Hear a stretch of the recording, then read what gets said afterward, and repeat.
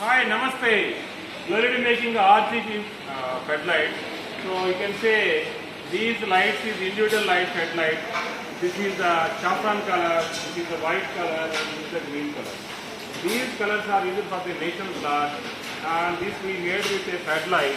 This headlight has all the colors. We have a green color, we have a red color, and we have a white color. So these colors is used the national flag. And these lights can be used for the outdoor purpose. You can get the national flag. So when you are focusing to the wall, it gives the wall of that color, and you can show this building color, national flag color. So these headlights will cost you much lesser than the market value, and maximum $11 it cost you, and the illumination wise and light wise you see better light.